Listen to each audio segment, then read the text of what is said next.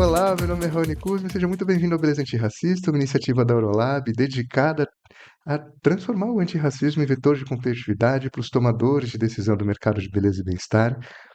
E a gente vai ter hoje um episódio muito especial com uma pessoa muito querida e que admiro muito, que é o Nelson. Meu amigo, por gentileza, conta pra gente quem que é você na fila do pão. Dia, meu povo, vamos nós, né? Eu sou Nelson Gentil, sou muitos, né? Eu sou também psicólogo, podcaster, palestrante, escritor, né? Trabalho especificamente com a população preta, né? Desde quando eu me descobri nesse lugar, entendi, tive consciência racial, então meu trabalho ele foi voltado para nós e faz total sentido. E estamos aqui hoje para conversar, ter esse bate-papo, esse diálogo, né? E espero que gostem. E é isso. Que maravilha, meu amigo. E mais uma vez registro a minha imensa admiração por você, meu amigo.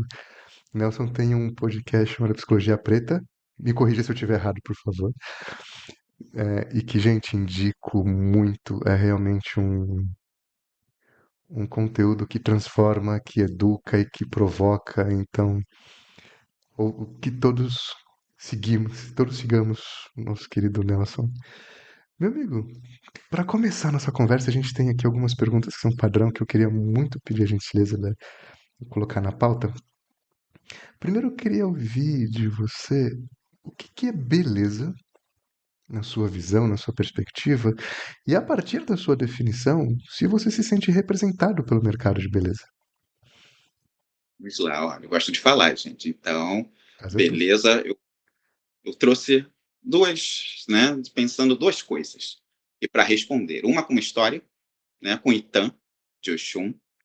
O que é beleza, né? Oxum, ela estava no seu quarto com seus espelhos, onde reflete a beleza, né? E de repente o Iá passou pela casa, viu a porta aberta, o Oxum não estava, o Iá, deixa eu entrar no quarto de Oxum. E entrou. Ao se reparar, né, com os espelhos, o Iá viu que ela era muito bela, muito bonita. O Iá se olhou, nossa, eu sou muito bonita, até mais bela que Oxum. Como assim? Então o Iá ficou muito animada, saiu do quarto e resolveu contar para todo mundo quanto era bonita. Oxum ficou sabendo. E ao saber disso, Oxum teve inveja. Como assim Oiá é mais bonita? Oxum procurou o espelho da morte, deu para Oiá.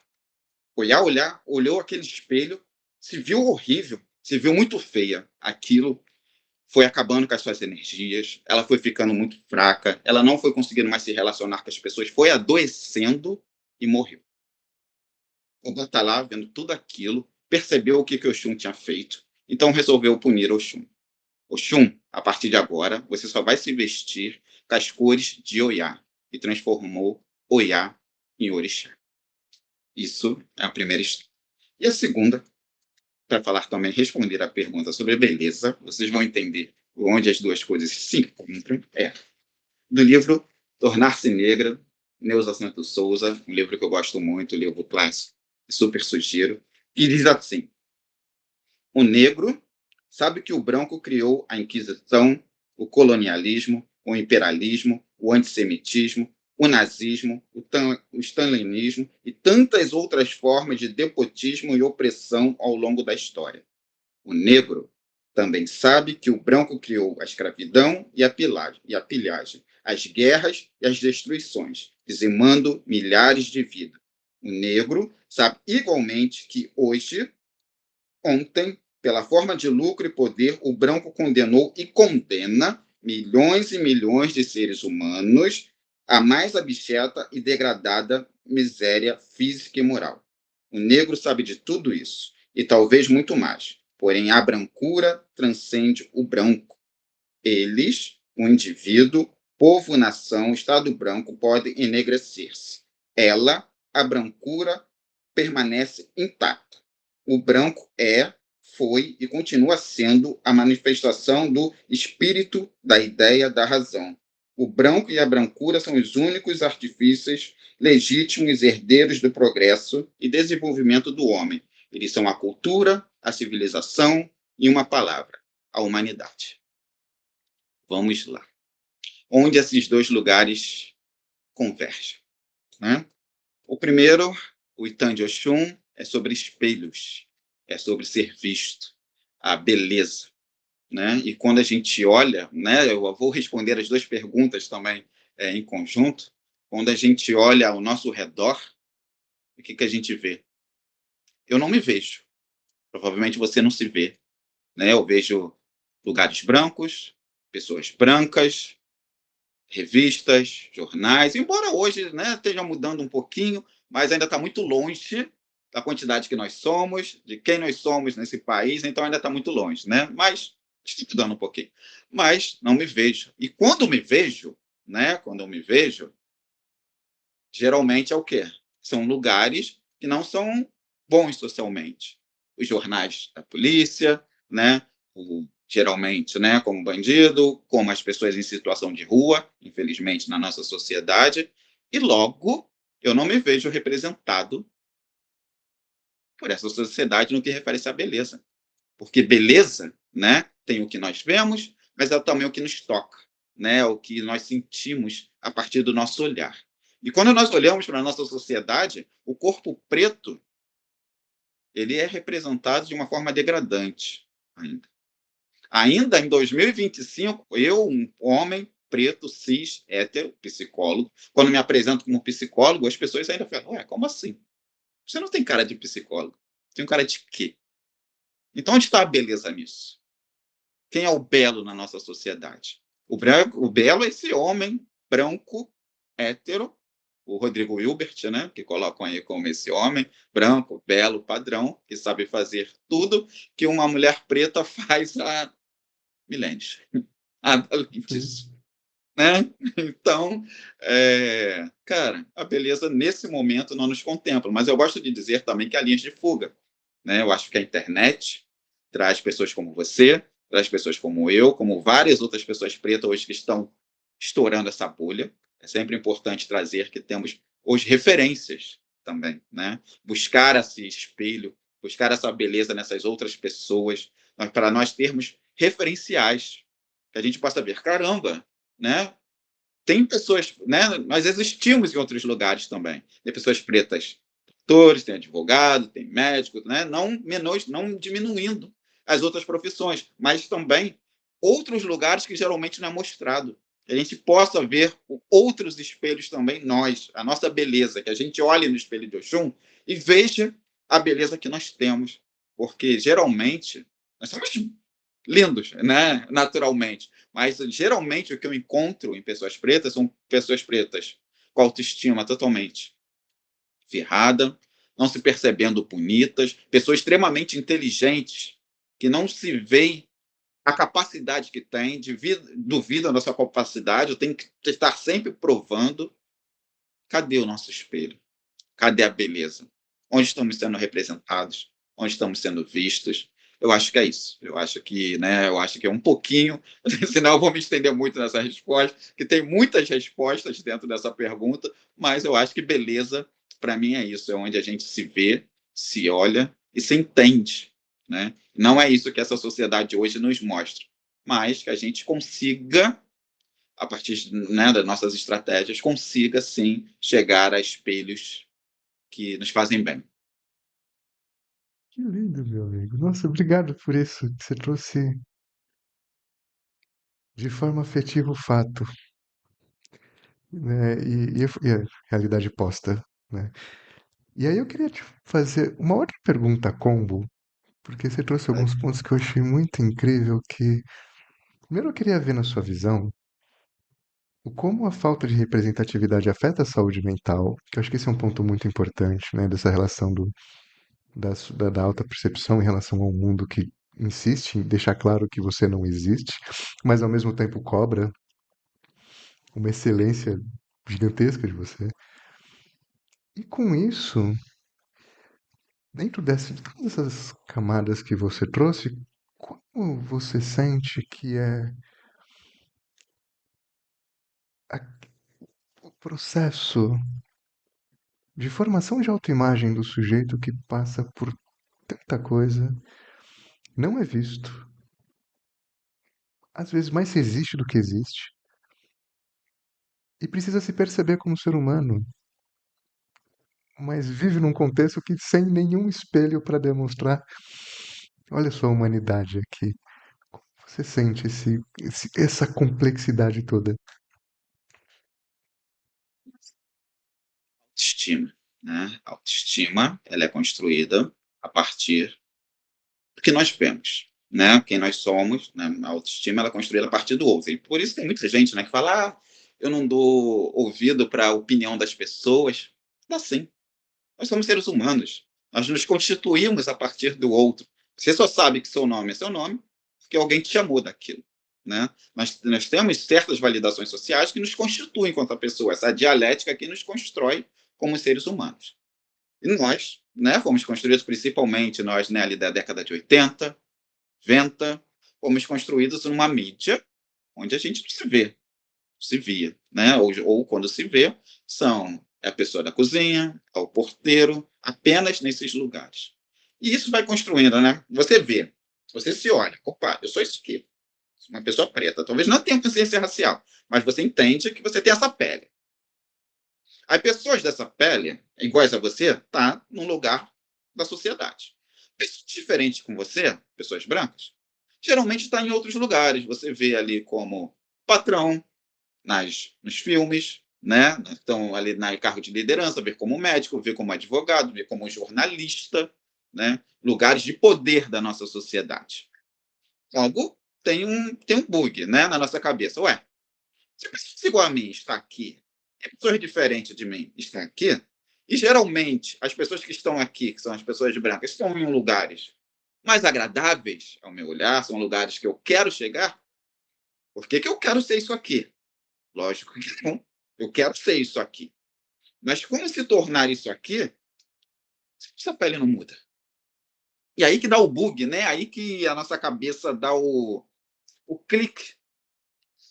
Porque nós, como pessoas pretas, nós, como seres humanos, nós queremos ser aceitos. Então, se ser preto nos afasta de conseguir ascensão social, sermos aceitos, então eu quero me afastar desse lugar. Então a gente vai tentar chegar perto do que é ser branco.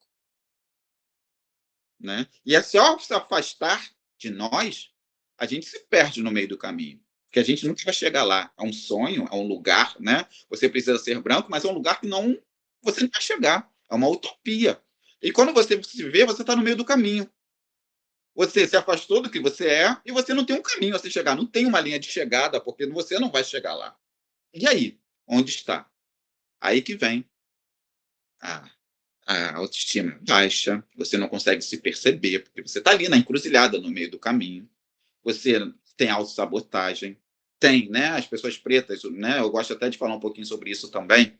Quando a gente está ali se aproximando da brancura e se afastando da negrura, as pessoas pretas elas ficam muito reativas também a outras pessoas pretas, principalmente quando elas representam aquilo que você quer se afastar, né? Pessoas pretas, retintas, de dread, com seus blacks, essas pessoas que estão ali se afastando da brancura, que estão no seu auto-ódio, elas vão destilar muito mais raiva contra nós, contra né, essas pessoas pretas que estão mais perto da sua negritude, porque aquilo faz mal a ela, ela não quer aquilo, ela quer repelir aquilo ali, né? E muitas vezes eu vejo pessoas pretas reclamando de outras pessoas pretas, mas é pior do que branco.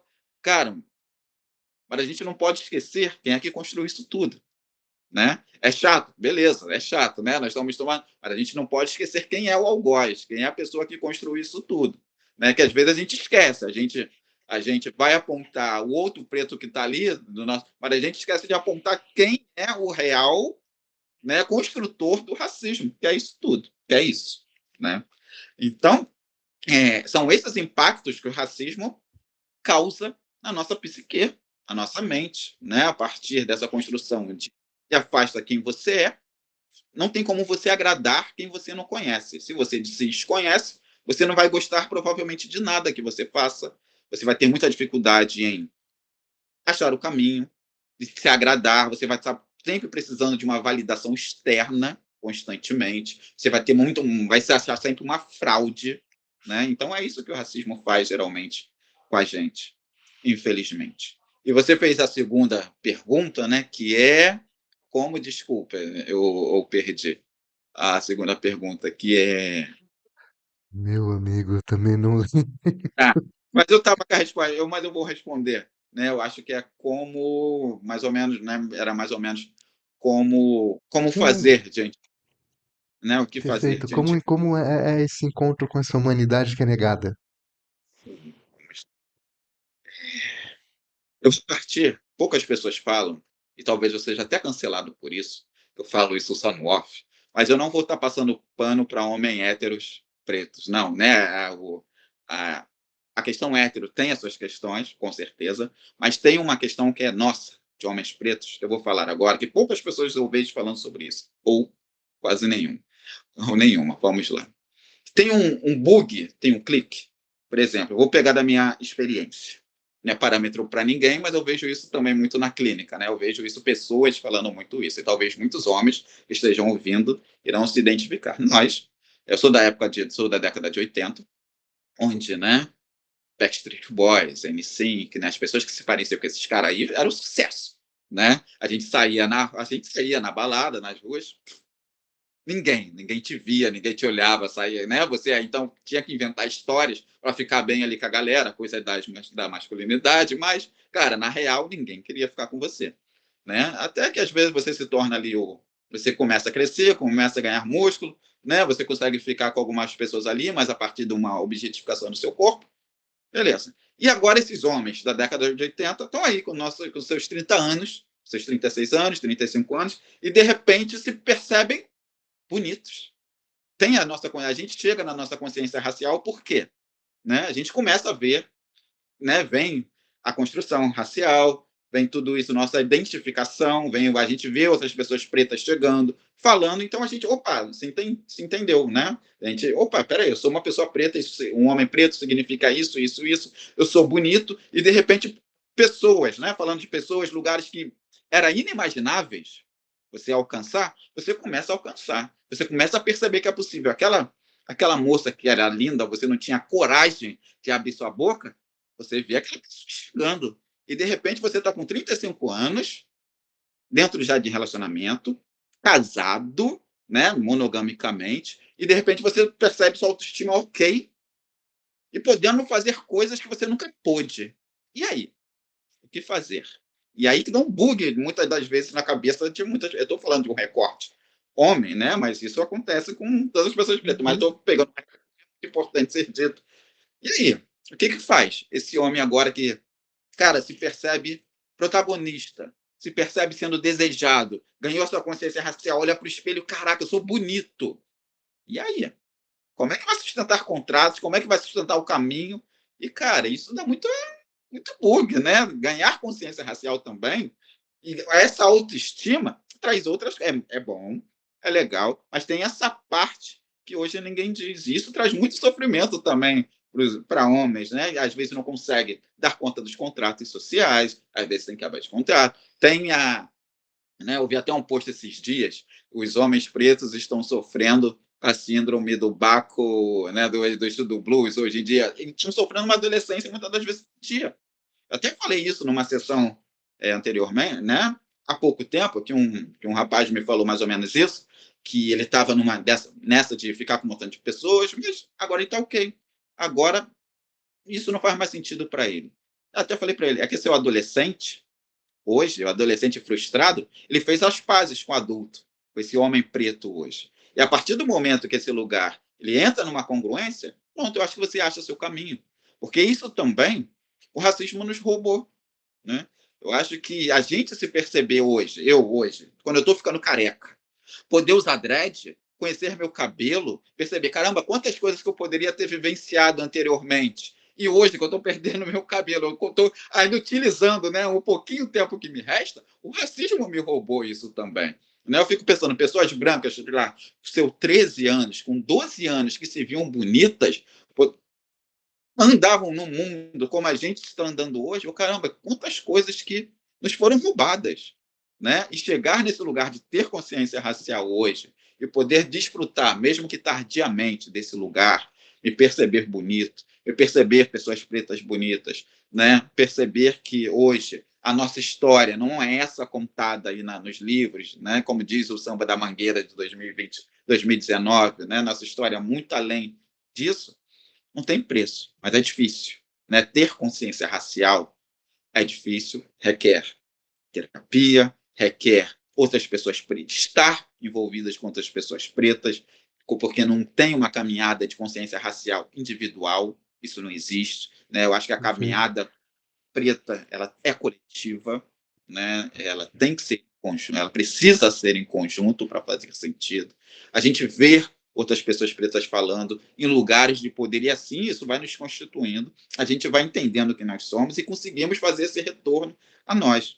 Mas não é fácil, não é um caminho tão legal assim, porque ao mesmo tempo que a gente tem uma consciência racial, é um baque muito grande emocional. É como você, não sei como é que foi para você, né? Até se desejar também, fica à vontade, né? Estou aqui trocando o lugar, fica à vontade. Mas quando você toma consciência racial, é como você revivesse toda a sua vida, né? Você olha para a sua vida por outros prismas e você consegue ver pontos que talvez você não entendia, você não entende, você sabia que estava lá, você não entendia, você começa a juntar as peças. Ah, isso é aquilo ali, né? Aí você começa a sentir raiva, tem um período, né, onde ali que é assim que você toma consciência racial, raiva ela fica muito grande, tudo que é branco você quer, né?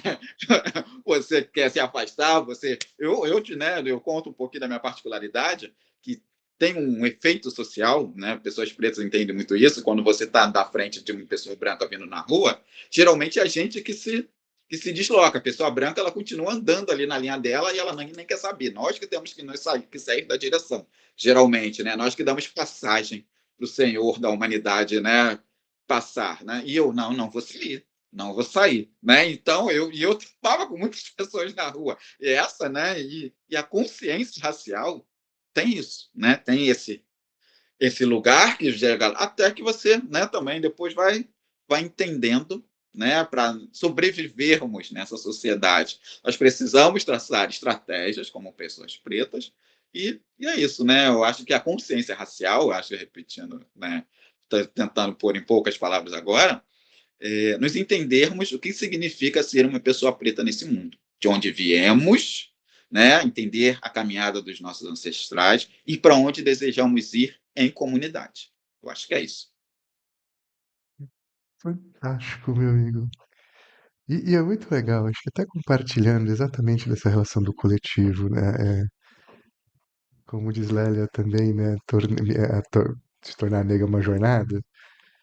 E a minha foi com 37, algo do tipo, porque eu sou casado com uma mulher preta.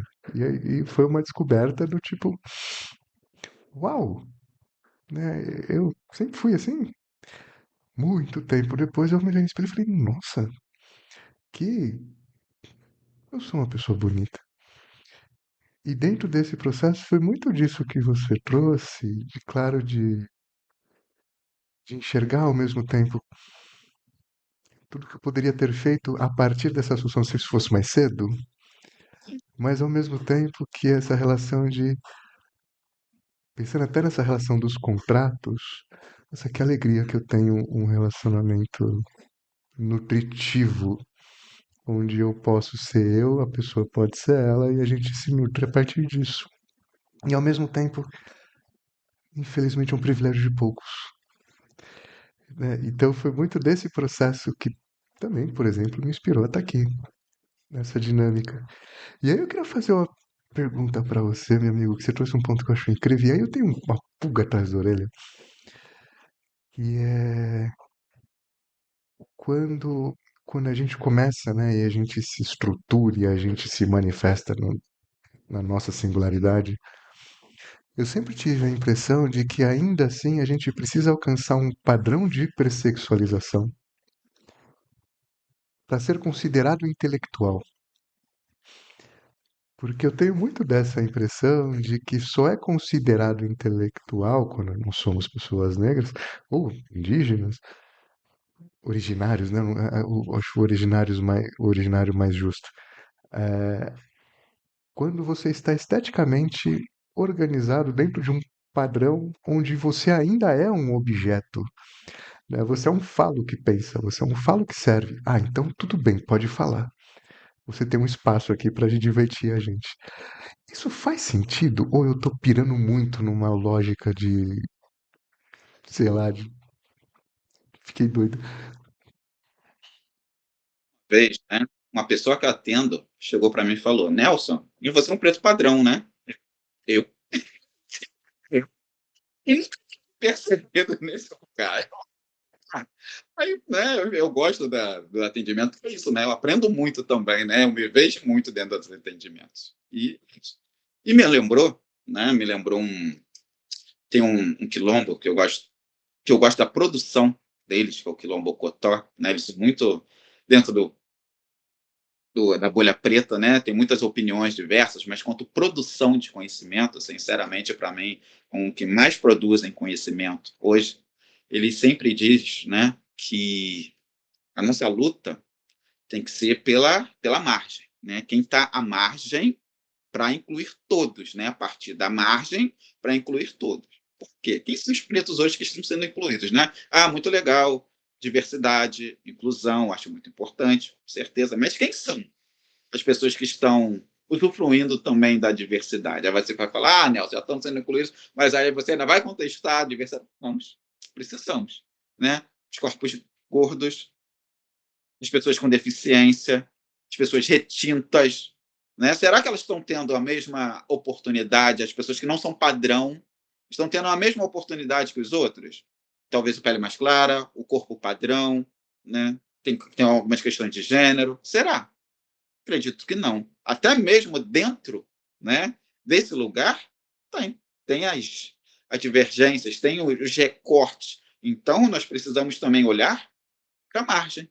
Quem é que está ficando de fora dentro disso? Então, nós precisamos, a nossa luta tem que incluir todos, para ser de fato equânime e inclusiva. Senão, né, nós estamos lutando em prol de apenas de um lugar. Então, nós estamos reproduzindo algo, né, que já passa conosco. Tá? Estamos nessa, estamos, a partir do momento que, ah, tá, beleza, eu consegui esse lugar e não faz mais sentido? Não, eu acho que sim. Hoje, as pessoas aceitas dentro desse lugar têm um determinado padrão estético, beleza? Para ser visto, para ser aceito. Sim, né? É a codificação social.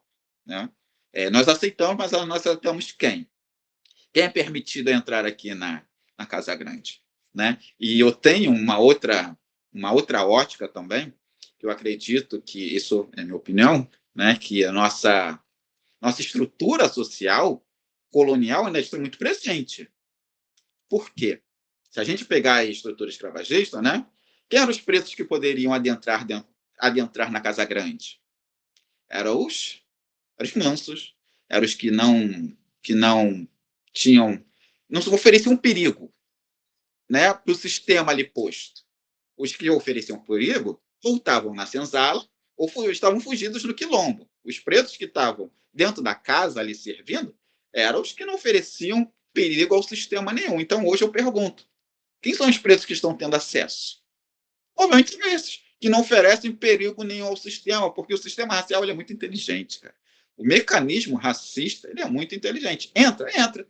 Mas eu vou controlar aqui quem entra, até que ponto você pode chegar, e quem chega, cara, pode ter certeza, não oferece perigo nenhum ao sistema posto. Porque quem oferece o perigo, quem vai dar, cara, é excluído. O sistema está pronto para se manter.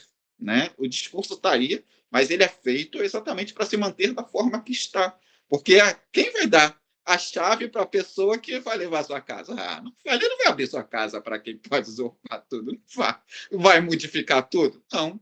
Ah, tá, pode entrar, mas isso aqui eu tenho controle. Então, essas pessoas que estão entrando. Então, até isso, nós precisamos nos olhar, para ver a nossa organização, a nossa mobilização, né, as nossas pautas, porque é para quem também, né? Nós temos aí esse pretos no topo, que também, né, tem algumas opiniões sobre isso, mas quem é que está chegando no topo? Será que precisamos do topo mesmo? Será que é um lugar a se chegar ou a gente só está reproduzindo outras falas? Então, acho que é isso. Você trouxe uma coisa tão incrível que queria te fazer uma pergunta que eu não sei se é, não sei nem se eu vou fazer direito, tá, Nelson? O que você diria para alguém que acessou?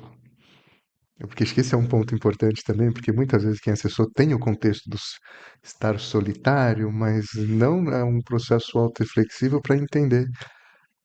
Eu tô fazendo o que tem que ser feito para mudar o que tem que ser mudado, ou estou me mantendo dentro de um contexto de forma passiva ou adaptável?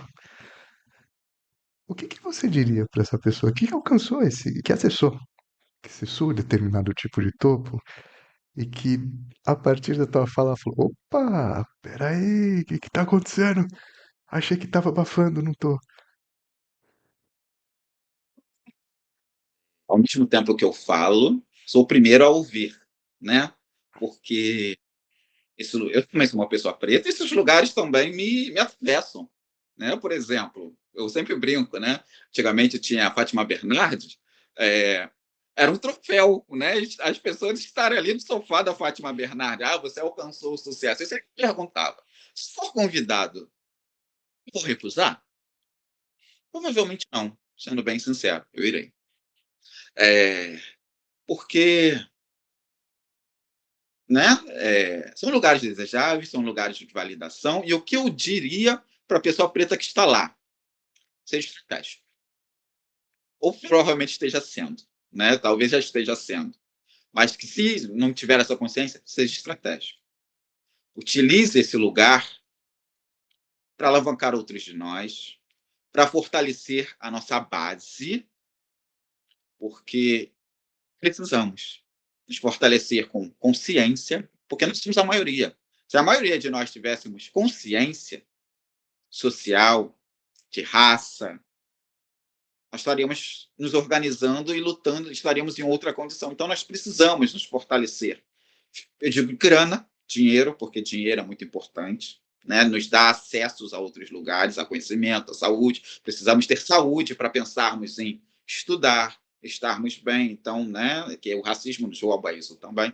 Então, que você use com sabedoria para os nossos, fazendo outras pessoas terem acesso financeiro, consciência racial, invista, né, se puder, em profissionais pretos que estão começando na caminhada, né, começando aí. Você vê, caramba, esse cara aí falou alguma coisa, eu acho, tem potência? Invista, porque ele é um potencial também muito grande, porque a gente sempre pensa, né, nós, eu aqui, né, somos pobres, não tem uma, não chega a muitas pessoas ainda, mas aqui na minha micro bolha, né, eu sou uma pessoa, eu sou um corpo social potente. Eu sou um homem preto, retinto, psicólogo, e eu, de boca fechada, eu sou um corpo político. Eu sou um preto de dread, eu moro na Baixada, Nova Iguaçu, onde a maioria dos outros pretos, né, não conhecem o seu cabelo. Eles olham para mim assim de forma estranha, mas o meu corpo está sendo político, porque eles estão vendo que há outras possibilidades de existir, mesmo que não gostem inicialmente, rechaçam, mas eles estão vendo, opa, tem uma outra possibilidade ali. Então, que a gente seja multiplicadores de outras pessoas pretas, porque que lá na frente a gente tenha poder de fato de escolha de dizer isso eu não quero, porque hoje nós não temos. Hoje nós não temos o poder de escolha. Nós aceitamos, né, porque nós precisamos de grana, precisamos de manter, precisamos, né, chegar. Hoje nós não temos o poder de rechaçar esses lugares. Nós não temos. Que a gente possa nos fortalecer para que no futuro a gente tenha o poder de escolher. Eu não quero trabalhar com você. Eu não quero isso. Quero aquilo. A gente tenha esse poder. Acho que, meu amigo. E, e é muito disso, né? Quantas marcas se sustentam com o silêncio de quem tem que pagar o boleto, né? Mas estão lá na capa dos Great Place to Work, né? Nas melhores, né? E a gente sabe que não é isso. E, O discurso, né, a prática são bem diferentes. meu amigo, caminhando para o final aqui com imenso pesar, que está incrível a nossa conversa, que dica você daria e que puxão de orelha você também daria para um tomador de decisão do mercado de beleza que Mas eu sempre gosto de falar isso, tem um poder imenso de manutenção de tudo isso que a gente está falando. Como você colocou de uma forma brilhante, né? A nossa beleza ela é política e ela vai continuar sendo. Que dica que puxão de orelha se daria para esse tomador de decisão que ainda olha para essa narrativa potente, autêntica e realista e fala: é um mimimi?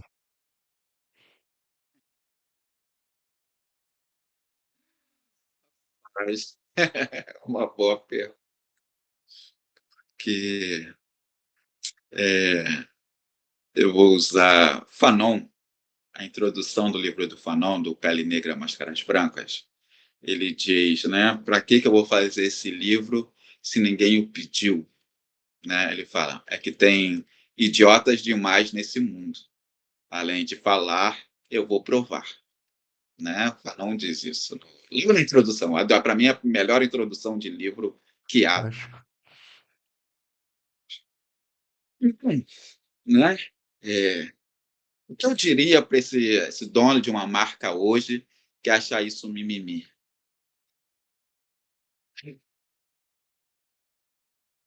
Sinceramente, sendo bem sincero, eu acho assim, eu não digo nada.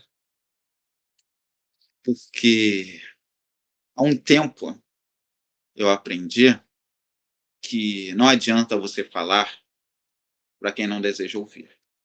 Porque as pessoas brancas, ela têm o privilégio já de serem brancas, provavelmente sempre tiveram maiores recursos financeiros, acessos à cultura desde muito cedo. Tem crianças brancas de 5 anos que viajaram mais do que eu até hoje, com meus 38 anos. Já adquiriram mais cultura nos seus 5 anos de vida do que eu. Os caras têm acesso à cultura, à internet, tudo. Eles não estão descolados no mundo. Eles estão dentro do mundo. E eles sabem. Precisam ensinar os que sabem. Eles sabem. E utilizam isso muito bem. Se não fazem, porque não querem. Aí eu jogo a pergunta para a gente. O que nós estamos fazendo? Porque somos nós que estamos alimentando isso. Não existe marca nenhuma sem o nosso consumo.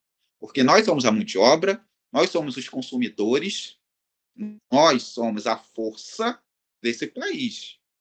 Se ele acha que é mimimi, eu pergunto, o que nós estamos fazendo diante disso? Porque a força é nossa. A partir do momento que nós entendermos isso, nos conscientizarmos disso, nos organizarmos, eu sempre sugiro para todo mundo, tem um, um canal no YouTube, Oxum, né, que é Oxum, é OSH1, e tem um vídeo lá que eu uso para a vida, que ele ensina a diferença de mobilização para organização. Hoje, nós, como pessoas pretas, nós estamos mobilizados. Nós não somos organizados.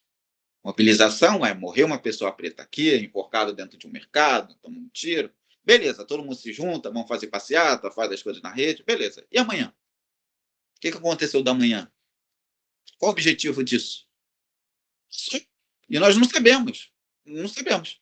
O que aconteceu de tal coisa, qual foi a resolutiva, eu não sei.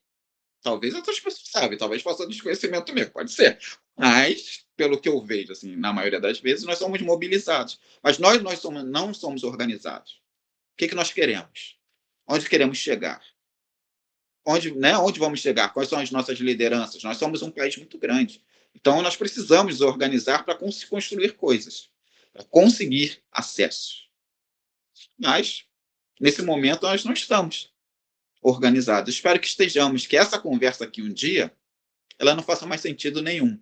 Ela não seja mais necessária. Essa é o intuito que daqui a, sei lá, 100, 150 anos, que essa conversa aqui, alguém esteja ouvindo, caramba, né? Isso aqui hoje não faz mais sentido nenhum. Não é possível que vocês debatiam sobre isso. Vocês já não estão arcaicos assim, eu imagino que daqui a futuramente isso aqui não faça mais sentido nenhum.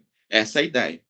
Mas que hoje a gente precisa olhar para nós para entender o que nós queremos como pessoas pretas, porque a gente sempre está para o outro, né? A gente está sempre depositando no outro, mas a gente esquece que nós somos a força desse país, nós construímos esse país, né? Quem quiser, ouve o samba, né? 2019, Mangueira, para mim é o hino. Para mim, se tivesse um hino luta antirracista, para mim essa seria o samba Mangueira 2019. Só pegar, estudar e ir para a vida. Eu acho que não há maior consciência racial do que tal coisa. Então, é isso, né? Eu não diria nada. Eu falaria para nós o que nós estamos fazendo disso.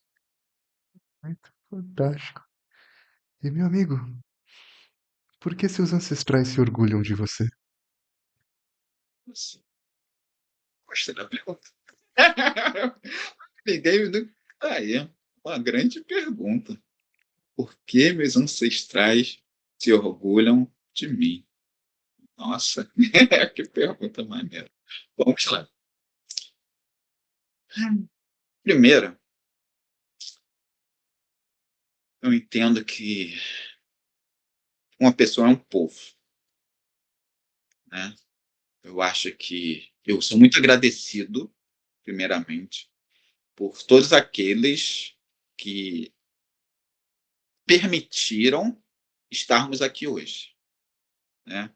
A partir de muito sangue, muita luta, muito menos recurso que nós temos hoje, foi possível fazerem para nós estarmos aqui hoje, né?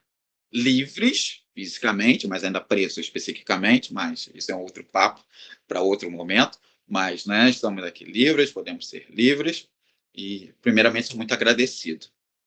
Segundo, é que minimamente, né, eu acho hoje alinhado com a minha espiritualidade, né? Hoje eu estou flertando com religião de matriz africana, né? Que eu acho isso muito importante também, porque eu entendo saúde com três pilares, né? Saúde tem a nossa mente, o nosso corpo e a espiritualidade, né? Eu acho que cuidar do nosso cria, né? Nós somos muitos e um só a partir daí.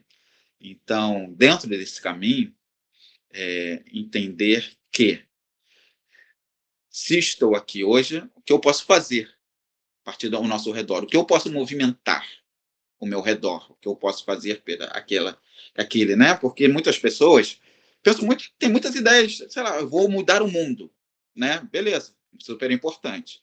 Mas você tem pequenas ações que você pode fazer com o menino preto que está aí agora, passando na frente da sua rua, a pessoa preta que está ali atravessando, a tiazinha ali da mercearia, onde você emprega o seu dinheiro, com quem você está consumindo, com quem você está usando, comprando seu produto de beleza, né? Quais são as ações? Então, os meus ancestrais se orgulham porque hoje as minhas ações são pautadas para a gente, né? Que a gente pode nos fortalecer diante de pessoas e pessoas do nosso, né? As pessoas são um povo e que a gente pode nos fortalecer contra o povo. Eu acho eles são, né? Porque eu reconheço, os reverencio e também sigo os seus passos e tento a todo mundo, tento, né? Nem sempre eu consigo, tenho, né? Todo mundo, eu acho que tem as suas, eu digo as suas branquices, né? Eu sou atravessado também, né? Por algumas questões, então, mas dentro disso, tento constantemente a, a chegar a mais perto do que é nosso e transmitir isso da forma que é possível a mim, né? Eu acho que pensar em comunidade, eu acho inicialmente é isso. E uma coisa que eu gostaria de falar, que é controversa, já que eu falei espiritualidade, mas eu gostaria de falar sobre isso, que é um lugar que nem todo mundo fala também na nossa sociedade, eu não Uhum. posso deixar isso, é sobre o cristianismo, né? Nós somos um país laico, mas de maioria cristã. Hoje, né, temos alguns estudos lá dizendo que seremos pentecostais daqui a não sei quantos anos, se não formos já, né? E a banca também é uma banca política, religião e política no nosso Brasil hoje está cada vez mais forte, mas se nós, como pessoas pretas, levasse o nosso contexto histórico em consideração, nós morreríamos de medo de entrar numa igreja. Morreríamos de medo, porque na história talvez tenha sido o maior massacre de um povo. Foi o que brancos, pautados numa religião cristã, fez com pessoas iguais a nós. E hoje, essa semana, eu vi um pôster de um menino preto falando que aceitou Jesus, muito agradecendo por aceitar Jesus, por entrar numa igreja e por ter raspado as suas tranças, porque para ter aceitado, ele precisava raspar suas tranças. Estamos falando de 2025. Isso me soa familiar com algum momento histórico lá atrás. Então, termino dizendo: nós, pessoas pretas, se entendêssemos a nossa história, a contextualização, morreríamos de medo de entrar numa igreja. Eu sei que vocês vão se revirar por aí, eu sei que eu vou ser muito atacado, vocês não vão gostar de ouvir isso, e não é para ser confortável mesmo, é para provocar o desconforto, é por isso que eu estou aqui, é para ser desconfortável, e fiquem com essa. E é isso.